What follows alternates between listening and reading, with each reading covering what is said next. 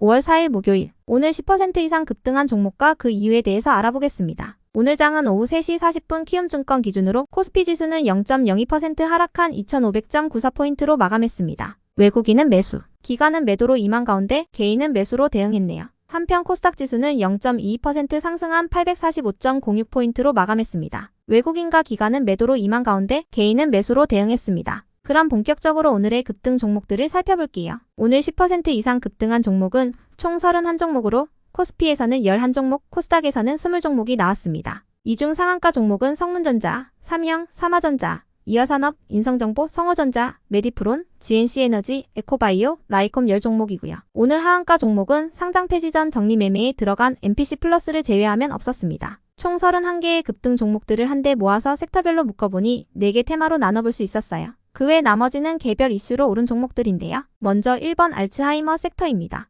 미국의 제약회사 일라이릴리가 개발 중인 신종 치매약 도난해마비 병의 진행을 3분의 1 정도로 늦췄다는 소식이 전해졌습니다. 해당 소식에 전문가들은 치매약 개발이 드디어 종착역을 향해 가고 있다고 언급했는데요. 이 같은 소식이 전해지자 일라이릴리의 주가는 7% 가까이 급등했고 그 여파가 국내 기업들에게도 전해진 모습이었습니다. 한편 코로나 사태 이후 유럽연합이 원료의 약품의 해외 의존도를 낮추기 위해 핵심의 약품법 제정을 추진한다는 소식이 전해졌지만 한국의 경우 아직까지 원료의 약품 자급자족을 위한 움직임이 없는 상태인데요. 이러한 문제가 최근 다시금 부각되면서 오늘 국내 제약, 바이오주 일부가 강세로 마감했습니다. 다음은 이번 전기차 부품 섹터입니다. 현대자동차와 기아가 지난달에도 미국에서 두 자릿수 판매 증가율을 기록하며 올해 미국 시장에서 스텔란티스를 따돌리고 4위에 올라설 가능성이 높다는 분석이 전해졌습니다. 한편 전기차 전환에 소극적이던 일본 도요타가 전기차 시장에 본격적으로 뛰어들려는 움직임도 보이고 있는데요. 이처럼 여러 자동차 기업들이 전기차 시장에 진출하면서 최근 전기차용 커패시터 필름의 공급 부족 사태가 발생하고 있다는 NH투자증권의 리포트가 전해졌습니다. 전기차 경쟁이 치열해질수록 커패시터 필름 기업들이 수혜를 볼 것이라는 내용이었는데요. 이러한 소식에 오늘도 자동차 부품주 일부가 강세를 이어갔으며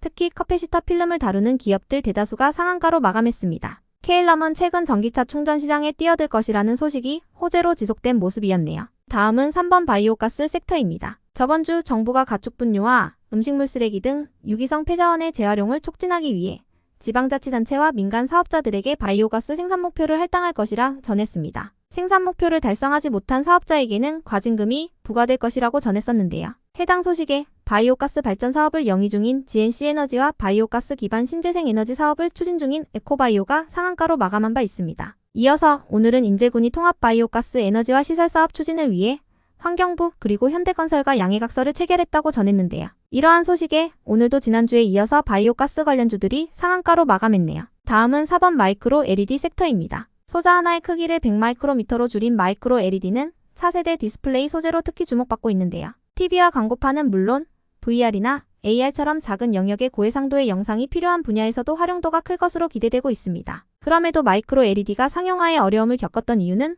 복잡한 생산 공정 때문이었는데요. 이러한 문제점을 해결하기 위해 LG전자 연구진이 마이크로 LED의 새로운 생산법을 개발했다고 전했습니다. 한편 지난주 목요일 삼성전자도 중국 최대 가전 전시회에서 89인치 마이크로 LED를 처음 선보였는데요. 이러한 소식들이 연일 전해지면서 마이크로 LED 상용화에 대한 기대감 속 관련 기업들이 강세로 마감했네요. 그 외 나머지는 개별 이슈로 오른 종목들인데요. 먼저 비대면 진료 관련주인 인성정보가 상한가로 마감했습니다. 코로나로 인해 한시적으로 허용되었던 비대면 진료와 관련해 의료법 개정 관련 이슈가 계속되고 있는데요. 이러한 상황 속 인성정보가 1조 원 규모의 미국 헬스케어 사업을 수주했다는 소식에 상한가로 직행한 모습이었네요. 한편 이화산업의 오늘 급등 이유는 파악되지 않았고요. 다음으로 저번주 금요일 신규 상장한 슈어소프트테크는 오는 16일 서울 양재 엘타워에서 2023 슈어 모빌리티 이노베이션 콘퍼런스를 개최한다는 소식을 전하며 매수세가 강하게 몰린 모습이었네요. 다음으로 서남이 상승했습니다. 마이크로소프트와 아마존, 페이팔 등 실리콘밸리의 유명한 창업자들이 핵융합 상용화가 멀지 않았다고 믿으며